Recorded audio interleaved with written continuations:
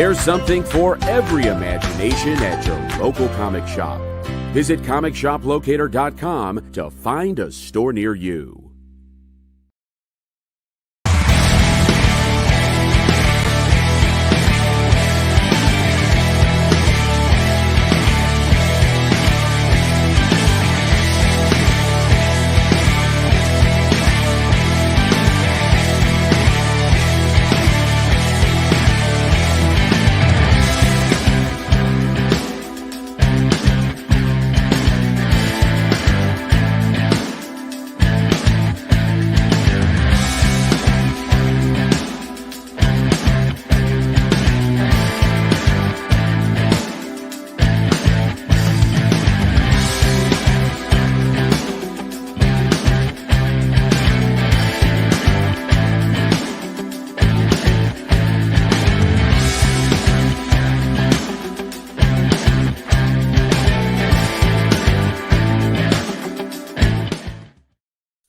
What's up, the internet? It's Kyle. How's it going?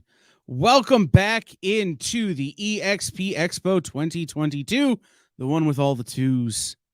I want to say thank you to Joey and Ambrosia and the crew from Scout Comics for that panel that they just did. And I'm excited to bring in someone who I'm very interested to talk to because he has one of the books that I'm most looking forward to on current solicitations coming out. And that is Fabrice Sapolsky, who is the publisher at FairSquare Comics. Let me help you with this. Sapolsky. Good. Yes. You know what? It's gonna be it. Oh man, I'm sorry. You're still performing better than Starbucks, so that's okay. Hey, you know, if I can beat them, and they have coffee, like they can get espresso and fix that. I can't. So yeah.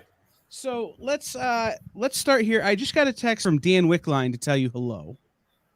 Hey Dan, love Dan. Do you know Dan? Yes, I do know that. All right, Dan's a regular here on the Experience. He and I do a show together, and it's one of those things is that he texts me, he goes, "Oh, hey, you're going to talk to my friend next. You should say hi." I'm going, okay. Who doesn't Dan know? So I think he knows a lot of people. I mean, right. So do I. I mean, that sometimes I'm like, I don't know anyone in this business, and I realize that, oh no, I know more than I give myself credit for. So, yeah, and it's a weird kind of spider web business, isn't it? Is it? You know, like so. Well, actually, not. I didn't even think about that. But we got put together through our friend Don Wen. Yes. And it's so. I always ask people to start with how they came to comics, but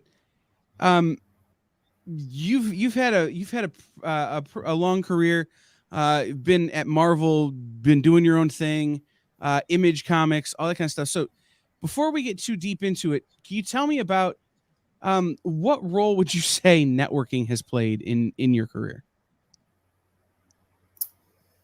It's all about it. It's this business is all about relationships.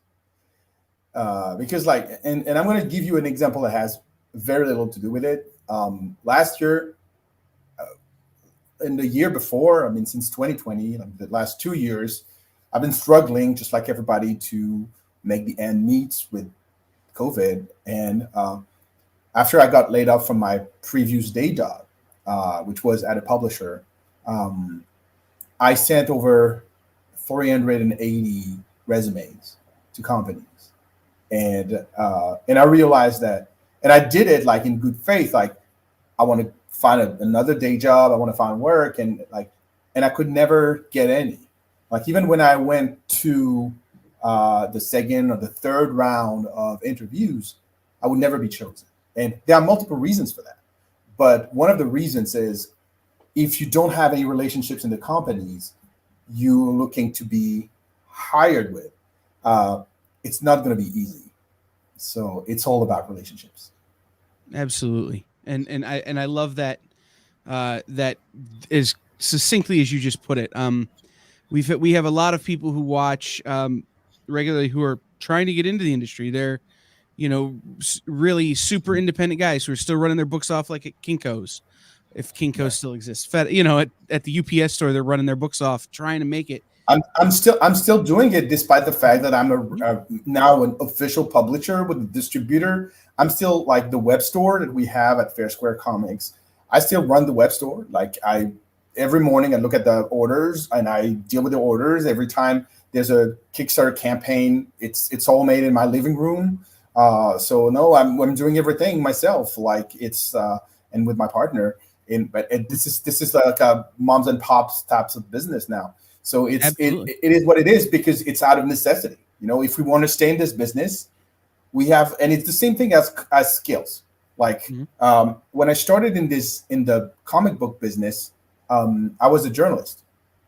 I was a comic book journalist, but I was also a graphic designer because many moons ago, I discovered that if you have a sense of design and you know how to design, but you also know how to write, if you write and design at the same time, you save a lot of time and a lot of trouble. So instead of having two people doing the job, and I'm like a HR's nightmare because every time I didn't know how to do something out of necessity, I self-taught everything I needed to know about it. Like I didn't know anything about video editing. Now I do. I didn't know anything about doing a website. Now I do. And it's just like out of necessity. Like I don't have the time or the energy or even the budget to hire someone to do it, or the knowledge or the person to do it. So I'm doing it myself.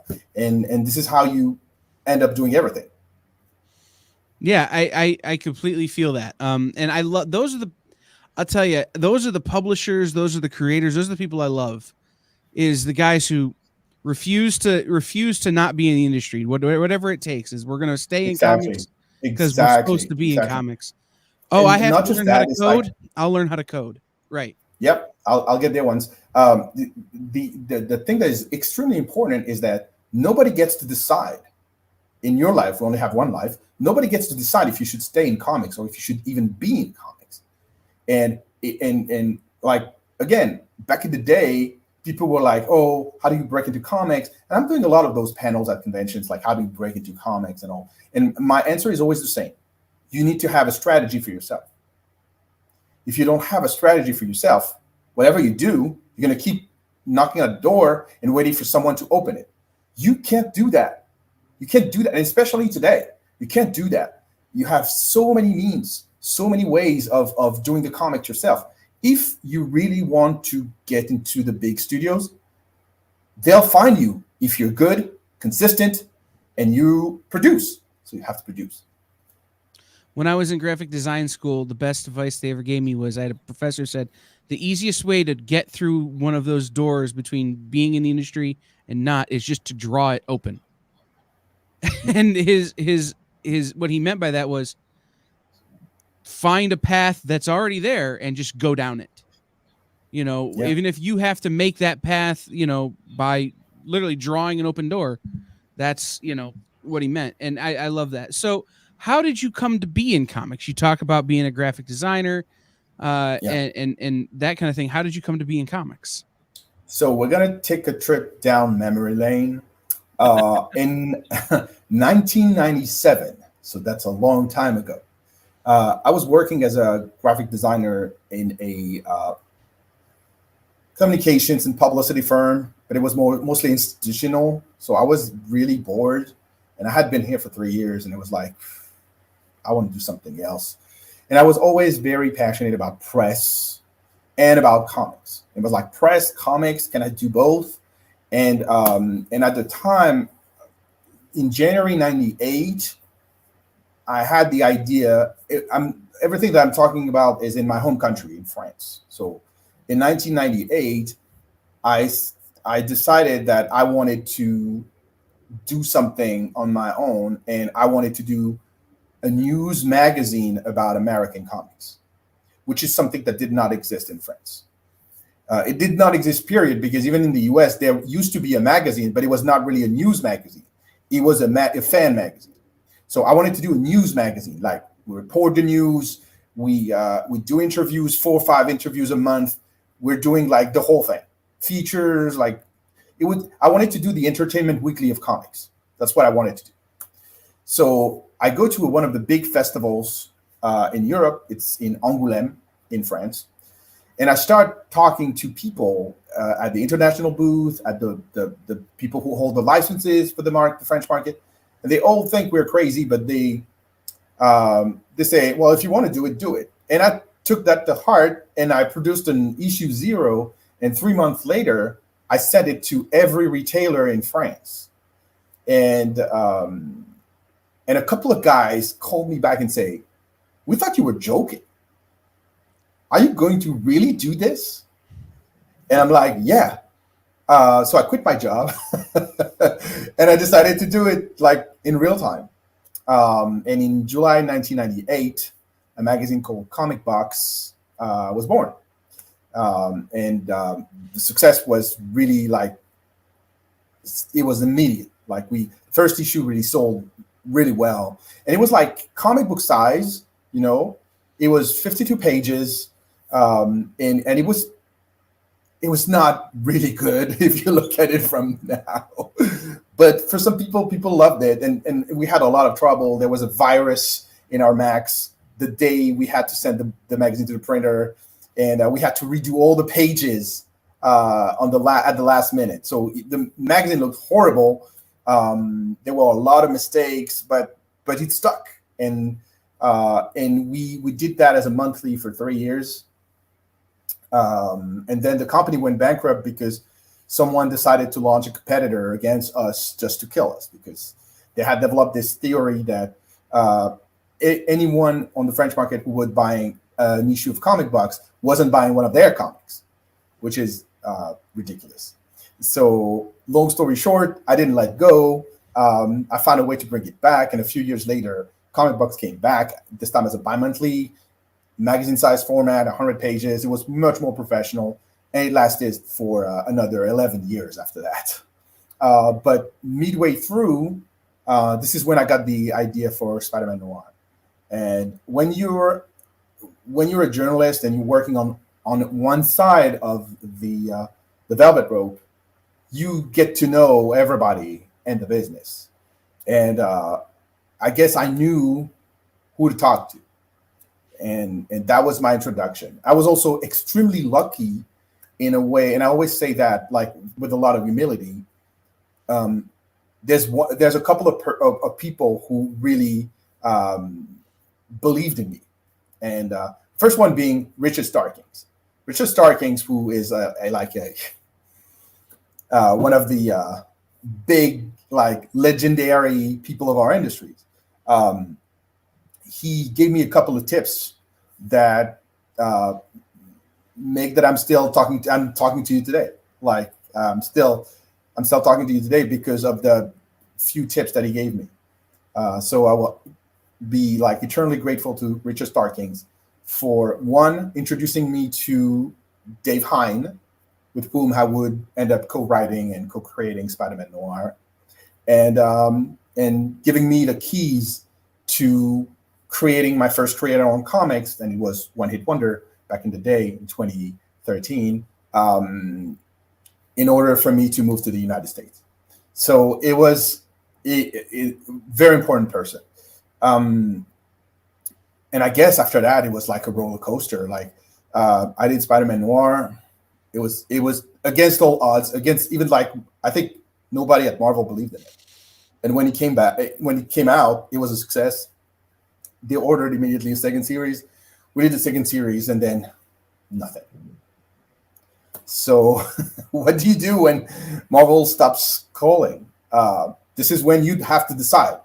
Do you want to give up or do you want to keep doing it?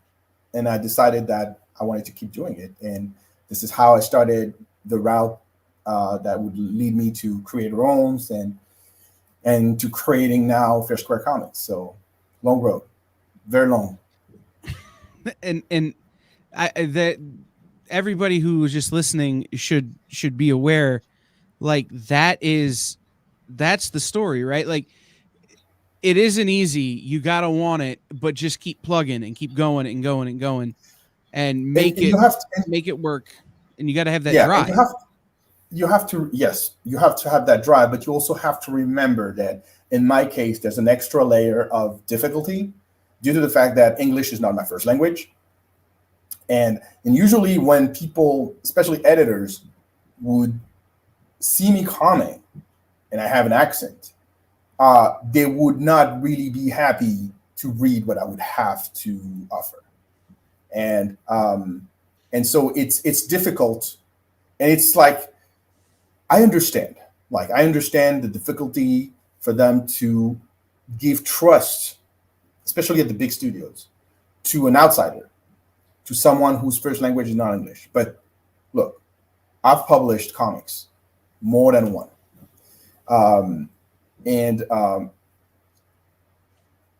They're okay. Some are good. So I don't have to prove myself anymore. And I'm not going to apologize for being who I was or who I am and where I come from. It is what it is. I decided, because I fell in love with American comics at a very early age, that would be my market. And moving to the United States in 2015 was another way of saying, I'm serious about it. This is my home. My home is the American comics industry. I have no place in the French comic industry, which I never really fit in, you know. They would call me the American there. So it was like very awkward. So I prefer being a Frenchman in America than being a Frenchman in France in the comic book industry. That's fair. And I was going to ask you about that. The comic book industry in France is unique. It's very different to what we're used to here, Yes. in terms of the kind of books that are published, and the kind of way it's presented. Can you give people a little bit of insight into just some of the differences? Well, I mean, okay. So I'm not going to give you the long answer. I'm going to give you the short answer that I usually use to describe the differences between American comics, European comics, and Japanese comics, aka manga. Mm-hmm. Okay.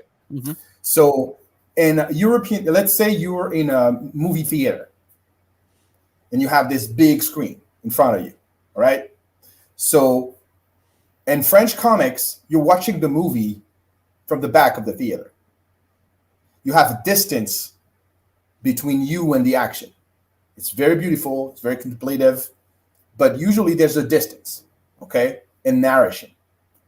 With American comics, you're seated in the 2-3 front rows that you have, and you have popcorn, and it pops.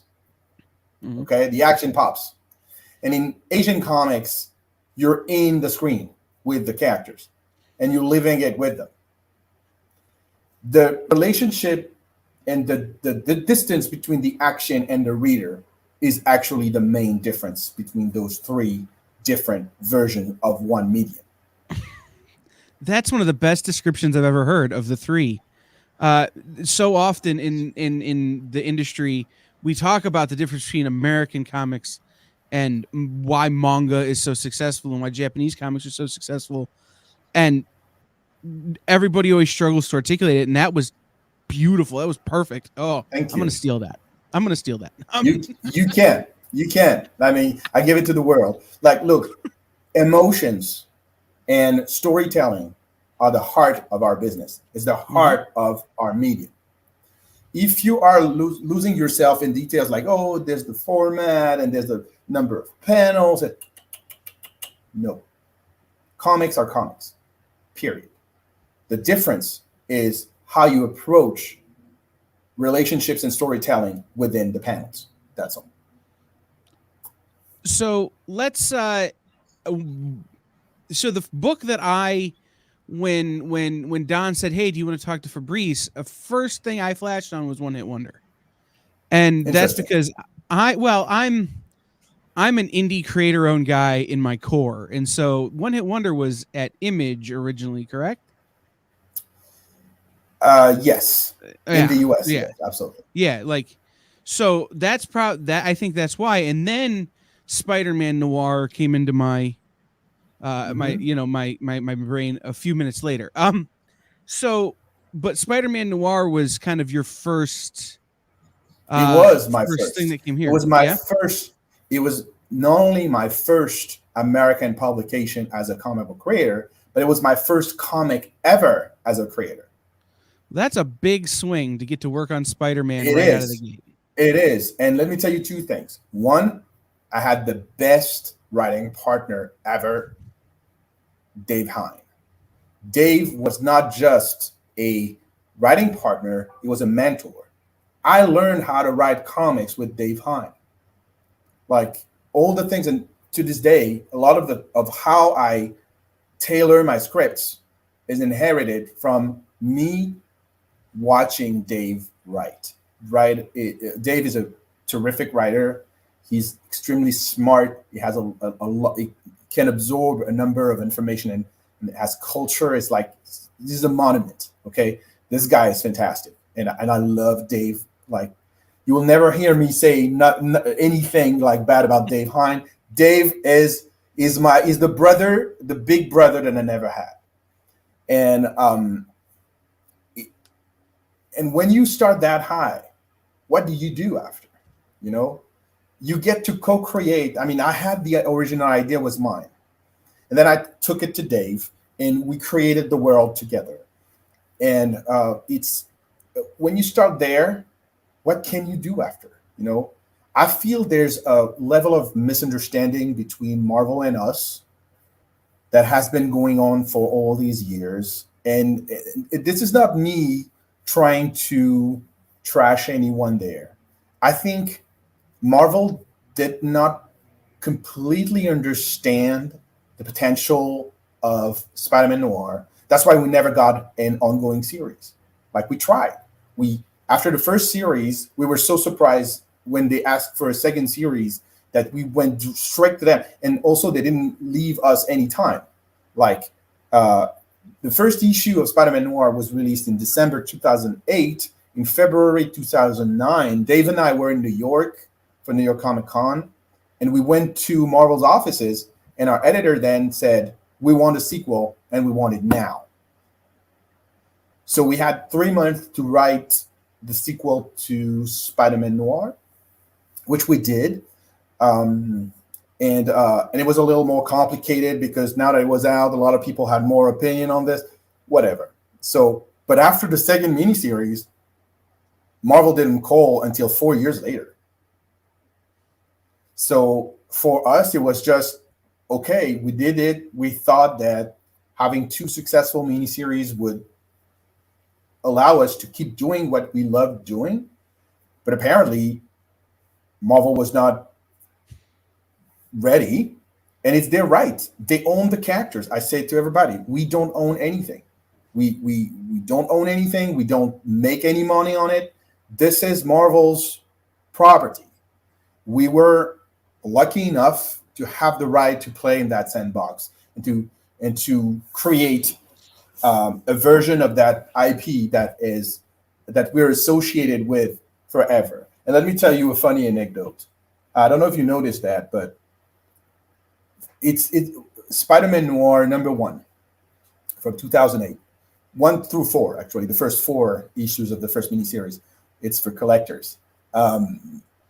It's one of the rare instances at Marvel Comics where not only they put the names of the creator, but they put the first names of the creator. So my full name, Fabrice Sapolsky, is on the cover, which is extremely rare in comics. I don't even recall another example at Marvel. Somebody will probably say, hey, I know there's somebody else, but it's really interesting. So yeah.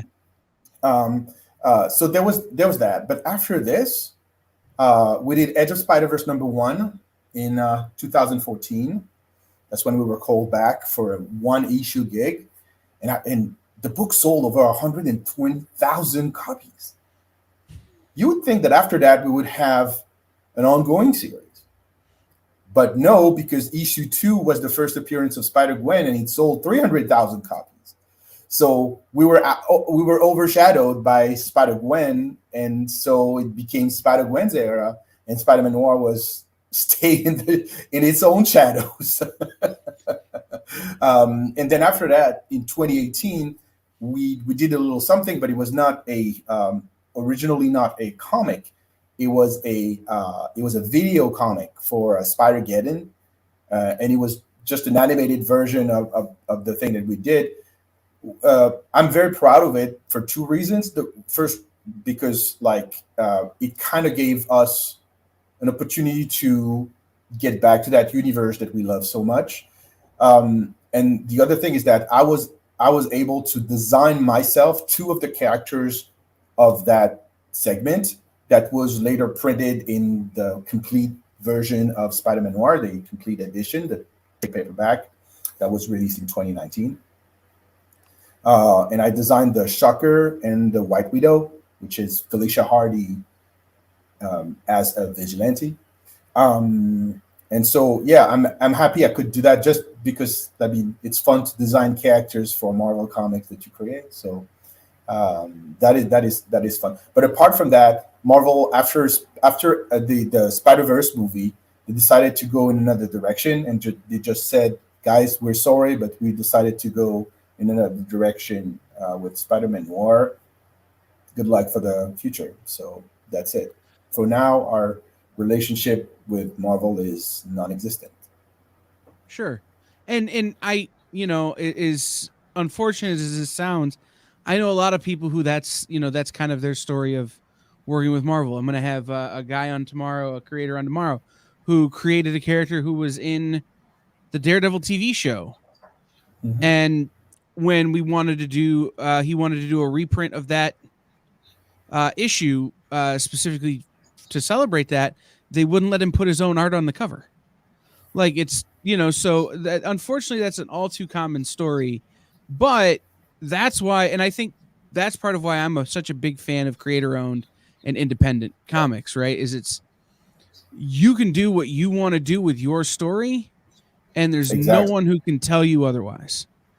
And I would say the best thing that could have happened is that I'm a stubborn mofo, and in 2015, when it was very apparent that I would never be called back for an encore for Spider-Man Noir, which I did in 2018, as I said, but in 2015 I thought it would be gone.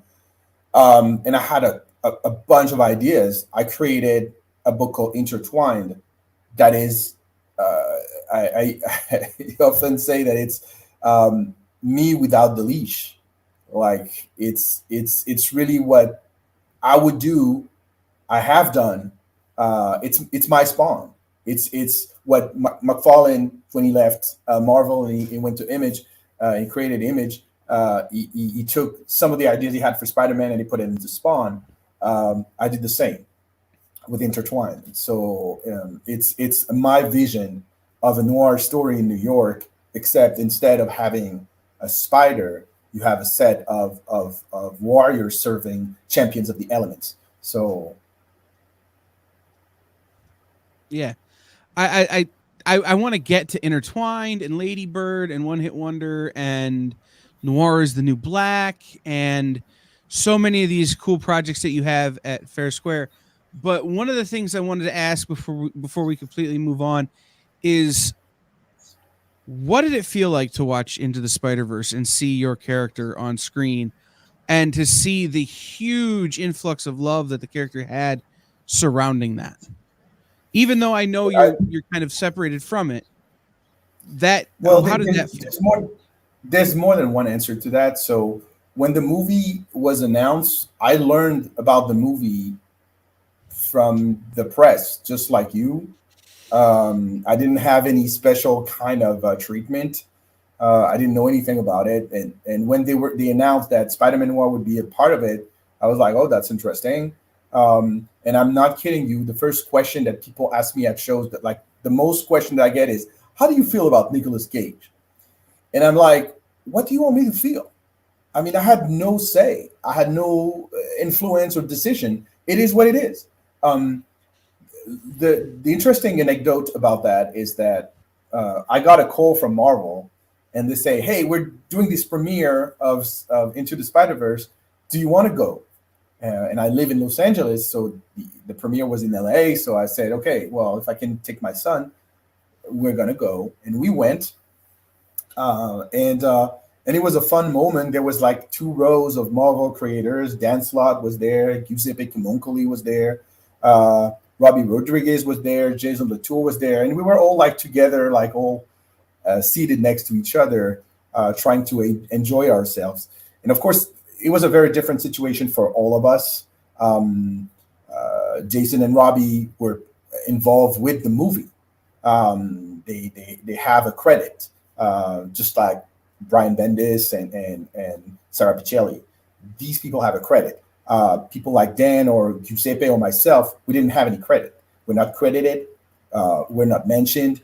And in my case, my character has been modified so heavily for the screen that I was kind of like watching another character.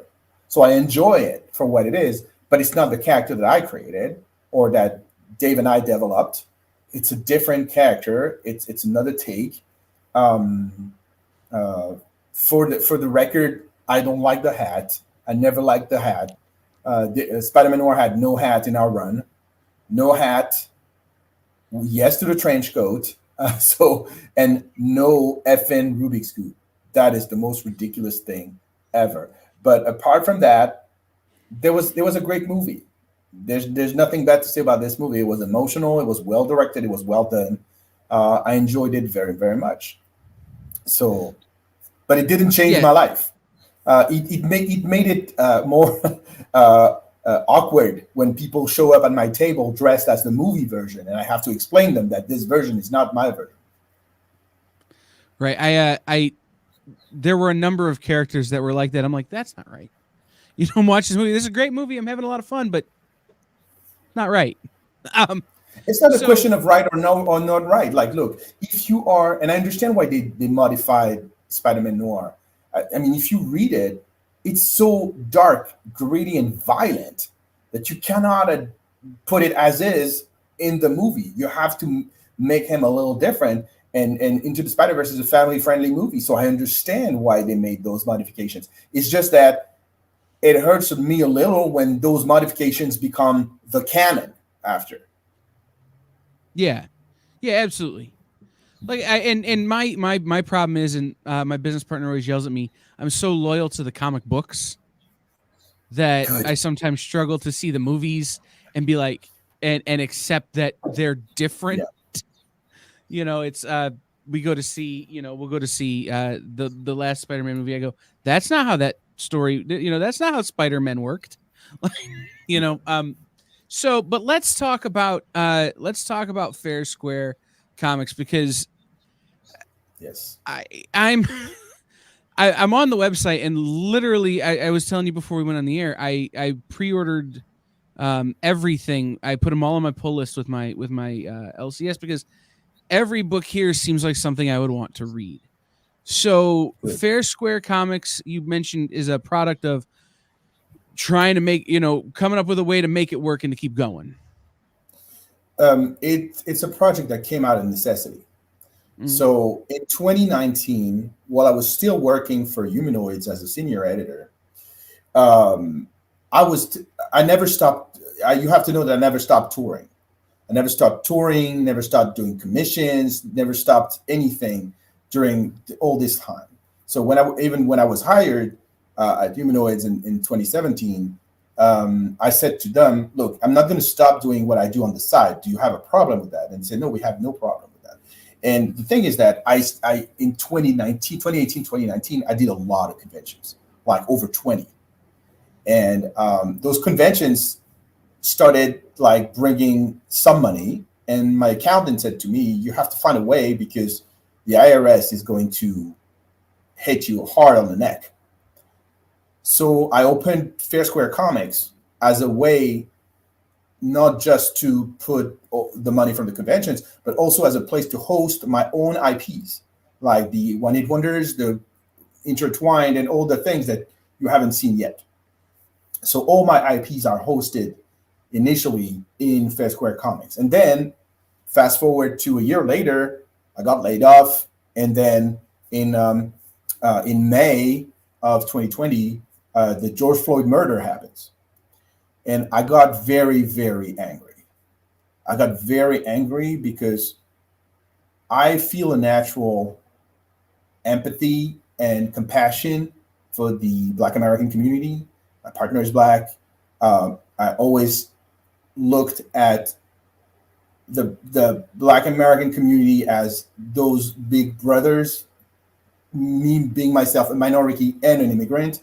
So it was always like, what can I do for you? And I was talking to my friend and now co-editor, TC Harris, and TC said to me, well, if you want to do something, do what you know how to do, and that would be making comics. So we ended up developing together Noir the New Black, launching on Kickstarter, and $48,000 later, 6 months later, a graphic novel, 40 Black creators joining us on the project, and boom, all of a sudden I'm a publisher. And then I had to think, okay, this is my life now. I mean, I love working for other companies. I'm still doing it. I'm still working as a freelancer for people like Heavy Metal or Ablaze Comics. And whoever wants to hire me as a freelancer, I will totally go for it. But FairSquare Comics is my home. And it's the home of everyone who wants to share the same values I have and the same vision I have about our industry. And let me tell you this, a lot of publishers, especially small indie publishers, they think in terms of, okay, I'm going to do things for myself and I'm going to bring other creators, but their cursor is about the content. It's about the stories themselves. My cursor is ownership. The basis, because again, the way FairSquare Comics was created was to host my IPs. I decided that everything at FairSquare Comics would revolve around ownership. That's why we put out a color-coded system. You have FairSquare Green, which is for IPs that me or FairSquare Comics control, like Intertwined, One Hit Wonder, or Ladybird.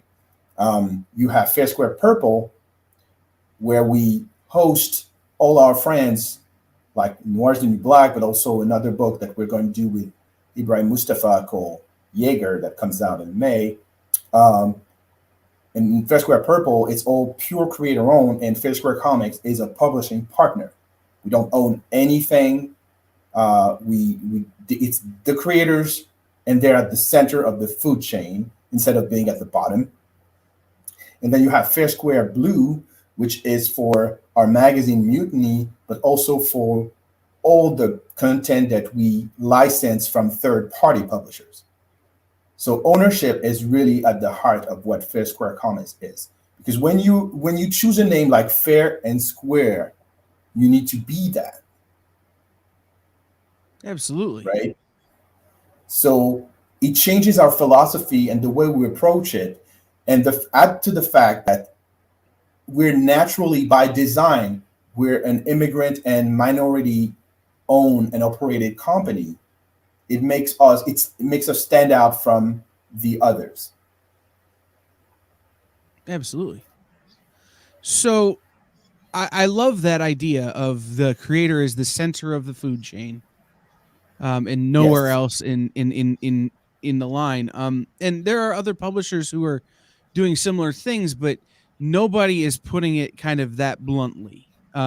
Exactly. Which I think is a huge benefit to the people who are out there looking for a home for their project. And I'm looking at it, and it says that FairSquare Comics provides a vast range of services, and there's literally everything you could possibly need to get into the industry, to make it in the industry, and then to be successful.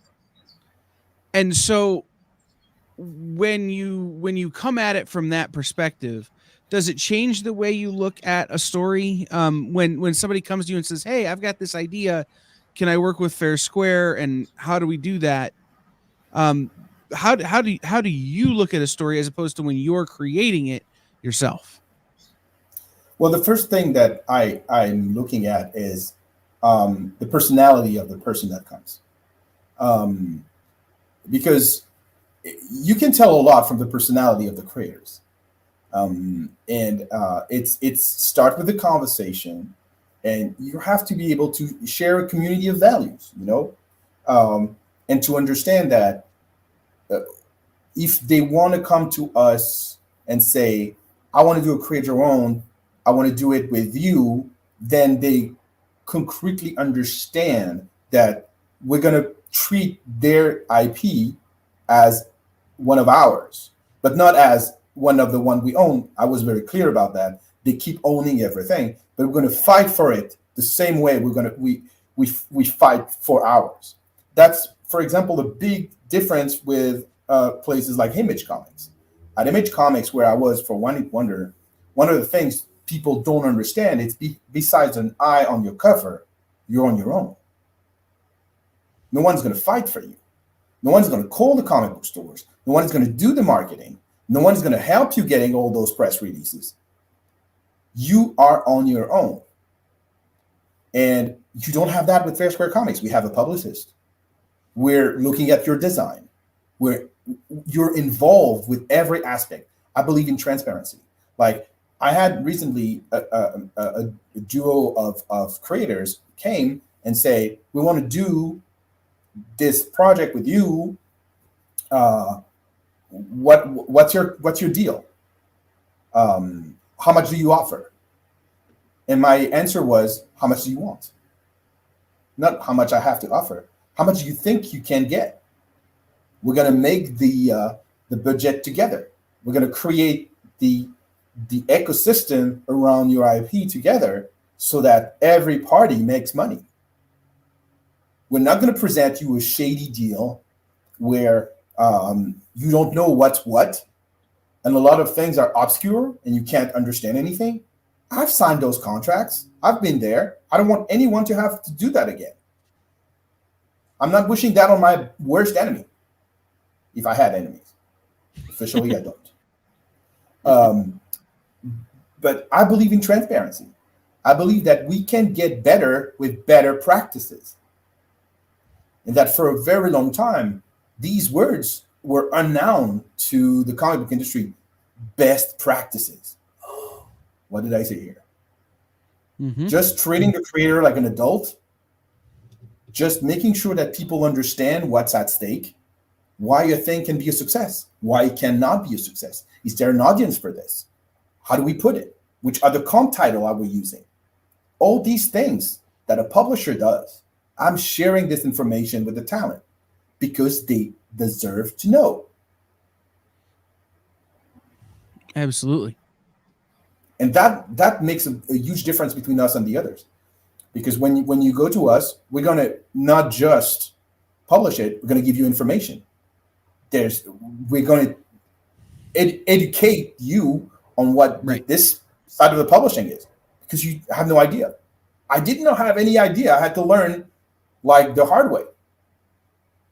Yeah, no, absolutely. And like I said, I really love that. And I think that's going to be a great way to foster new talent. But I think what there will also be a tremendous number of people who have been burned by a system that wasn't built to make them successful, who still have stories to tell, who I think are going to find their way your way, right?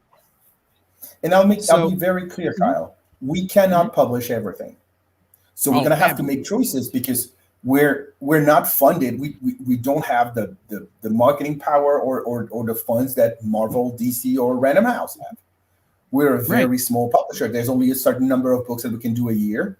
And that's why we created a magazine. We created a magazine in order to kind of foster that, to help grow the demand, to help grow the excitement, and to create our own future as creators. Because there's more that we can do within the page of a magazine than by launching a graphic novel and tank, because that week you will have like 300 other graphic novels of great value with wonderful talents that will come out and will be buried. Mm-hmm. So that was what was going to be my next question. Tell me about Mutiny Magazine. So Mutiny Magazine is a Trojan horse. Mutiny Magazine is my answer to we're small. We know we're small. We know we don't have a lot of money to promote ourselves. We're not going to be on billboards everywhere in Hollywood or New York. We're not even going to be able to pay for hundreds or thousands of dollars of ads on the internet. But we can do something. We can use the brands the way they use us. And we can do it honestly by delivering a great journalistic content, which is something that I know because this is how I started. Again, remember, I started with doing a magazine. So I'm getting back to my first love. I'm doing magazine and doing interviews and features and stuff like that. But at the same time, in each issue of Mutiny, next to those 40% of editorial material of high quality, creator-centered quality, you will have 50 to 60 pages of original comic content from independent creators. And every story is creator-owned. So when you're a comic book fan and you open your previews copy, and let me tell you this, we're currently doing issue 2 of Mutiny. We're working on it right now. It will come out. It has been slightly delayed because of supply chain that you know about. So we will now come out on March 23rd.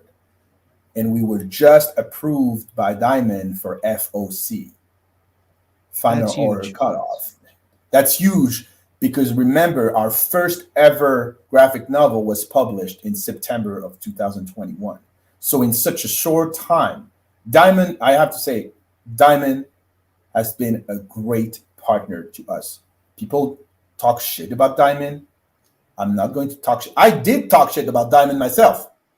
But since we signed with them April 1st, 2021, they've been an incredible partner. They believe in our mission, they believe in our values, and they've been fighting internally and externally for us to be visible. Mm-hmm. When we launched Mutiny #1 last year, they gave us a double page spread plus another page to promote Mutiny to the retailers.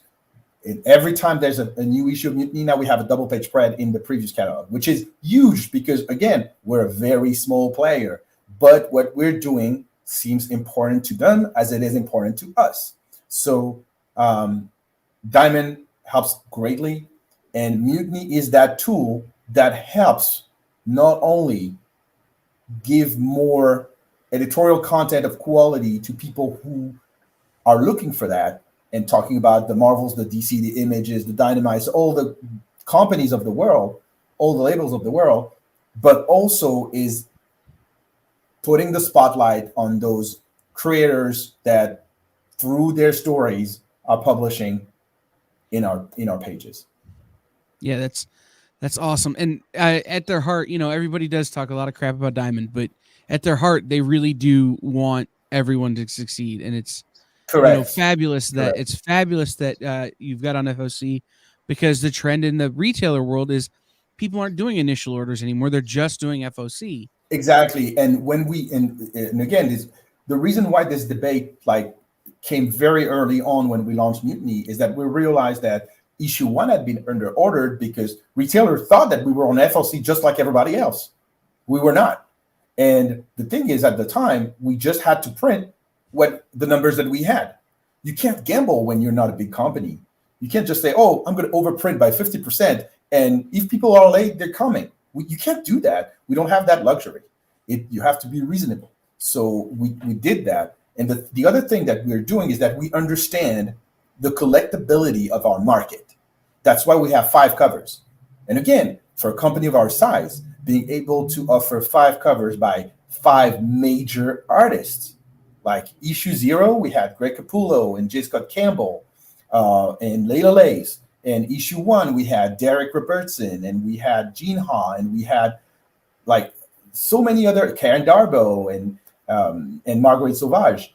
And issue 2, we're going to have Alita Martinez, Arthur Adams. These are big names and these are original exclusive covers. So we're proving issue after issue that we not only respect, but we also understand this market. And we're going to give them the collectability that they want, but we're also going to give them something that they didn't think they wanted. And that's those independent creators that you'll find into Mutiny. That's so cool.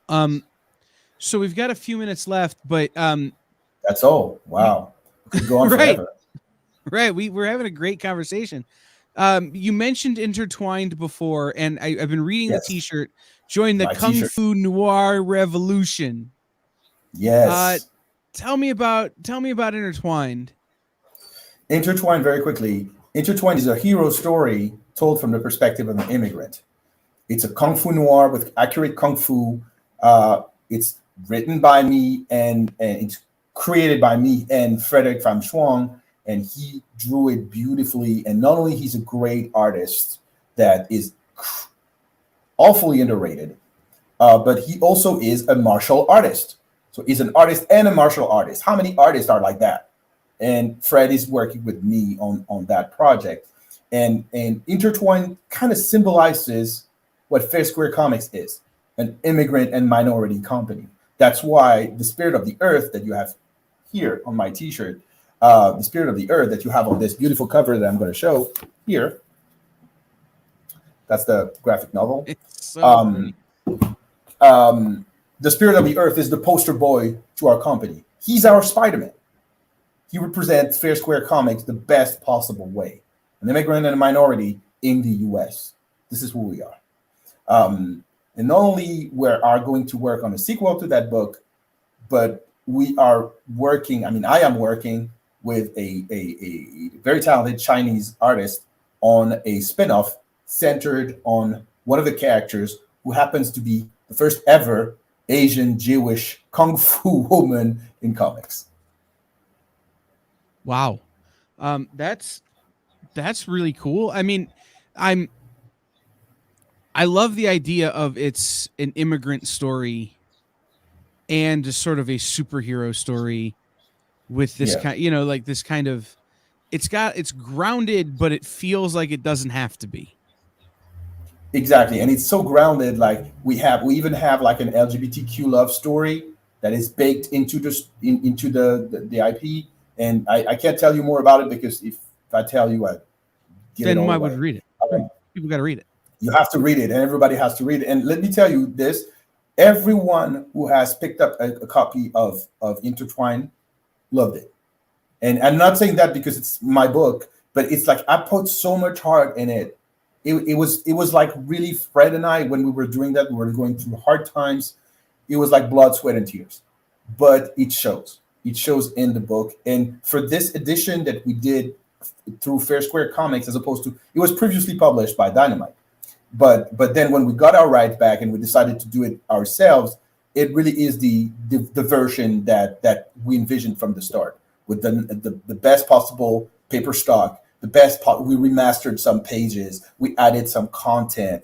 It really is our ultimate vision. That's why we call it Ultimate Edition, because it's our ultimate vision. And I did exactly the same thing with One Hit Wonder. When I had the possibility to get my rights back, I decided to do a version. I completely rewrote the dialogue from the first issue. I added 12 pages of original stories that were not in the original version. It's a completely different book. So if you ever thought that you picked up One Hit Wonder and you thought that you hated it, give it another chance, because One Hit Wonder is really a different book now.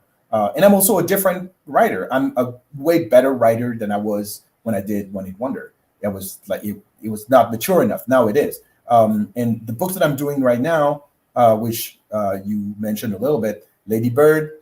Lady Bird is going to be available late April and early May in stores, but we did a Kickstarter that went well, and we're about to serve these Kickstarter backers pretty soon. I mean, as the printer delivers. Right. And I have other IPs in the works. There's No Future that has debuted in the pages of Mutiny and is serialized. There's another thing that I'm doing with Don Jestar called Shakespeare's Vampire, which is Romeo and Juliet vampires. There's plenty of stuff coming up. So and we're gonna do that's another scoop. We're gonna do a graphic anthology of funk music. All right, you have my attention. I love funk. Like, so I'm in Ohio, and Motown Records is an hour drive Of from course. me. Yeah. And so my whole life has been, influenced by different genres of music from many different cultures. And so, people often ask me, what do you listen to? Because I just sit here and groove. And it's usually some funk band from Detroit that nobody's ever heard of. So, Yeah. like, well, let's say that you will not be disappointed. And if the Kickstarter and the book work the way I want them to work, it's not going to be the first volume. Like, we have 12 stories in the first volume because, I mean, we have to cap it, but it's not going to be the last. Nice. And Lady Bird is available for initial order now at your local comic shop. Yes, so absolutely. If you I was mentioning FOC for Mutiny #2 FOC. The final order date is February 21st. So right. So retailers, get in right now to your local comic shop and tell them. Right. Yes, get it right now. We have those beautiful covers: Alita Martinez, Joyce Chin, Arthur Adams, which is a collector. It's a mystery cover. It's 1 in 10. We have I'm not going to forget who I have, but I'm blanking right now on the two others. Maury Tat is doing a cover, and what's the last one that we have? It's Lisa. Lisa is the mangaka who is also doing the cover to Lady Bird, and she's doing this Shakespeare's vampire story for us. That's a sign that we're going to include. Because as I said, Mutiny is ecumenic. We're including all genres, all styles of comics, including anime, manga style, into the magazine. Awesome. So we've got just about a minute left. Where can people follow you? Where can they buy the things? If they can't find them at their local comic shop, where can they support you? And where can they go to get the latest news? Okay, so first what they have to do is to talk to their retailer and say, hey, I've seen these crazy cool books. Can you order that? Not just for me and my pull list, but for everybody. So retailers, we love you. Got a lot of operations. We're ready to talk individually to any of them. Not just me, but also like Crystal, Ethan, all the members of the team. We're ready for you. Like, we want these books to be successes at retailers. The second thing is we're easy to find. FairSquareComics.com is our website. There's a web store there. We have some exclusives, and there's going to be more exclusive. I have to say, because it's something also very new that we're attempting with Lady Bird, there's going to be a variant cover, like a graphic novel with a variant cover. This is something that is, again, very rare. Not a lot of publishers are doing that, but we're doing it. And one of the covers is one of the covers that I drew. So, you want to make me happy, you order my cover. The social media is like FairSquare Comics, at FairSquare Comics on Twitter. Oh no, sorry, not on Twitter. On Instagram and Facebook, and at FairSquare CMX on Twitter. And we answer. We're accessible. And as I used to say, and I'll always say, everyone can text me at +1 323 405 9401 323 405 9401. That's my real number. And if you have any question, or if you want to talk comics, or if you want some information on what FairSquare Comics is doing, text me. Awesome. Thank you so much, Fabrice. I get the feeling that we'll be talking a lot in the future as FairSquare gets bigger and grows and grows and grows.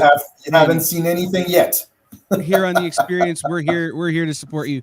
So everybody out there, thank you to Fabrice. Everybody out there, refresh this page. We will be right back with our next great panel here on the EXP Expo.